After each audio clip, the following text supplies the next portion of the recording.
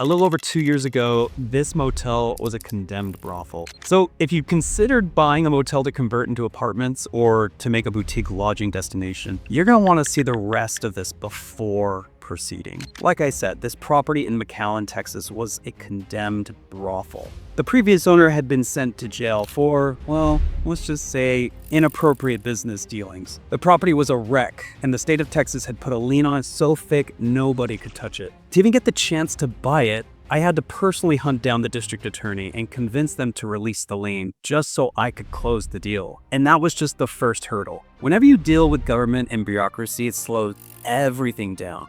I spent months attending zoning hearing after zoning hearing at the city of McAllen just to get their approval to invest over $1 million into their city. We had to fight to get the specific zoning we needed for a true conversion to commercial residential apartments. Then came the construction. We went through 3 different contractors. We were crystal clear on what we wanted, but they just weren't experienced with how to actually execute a conversion project. It's a completely different skill set than new construction. We had to find a team that understood the unique challenges of adaptive reuse. But we pushed through all of it. We didn't just clean it up, we reimagined it from the studs out. Today, every unit is upgraded with fiber internet and gigabyte download speeds, a full kitchen with gas ovens and stoves, a full-size fridge, stone countertops, brand new flooring, new bathrooms, new showers, and a full-size washer and dryer in each unit to boot. We even added 65-inch screen TVs and digital keypad entry for convenience and security. And the results speak for themselves. When we took over, the operational expenses were eating up nearly 80% of the income. It's a ton.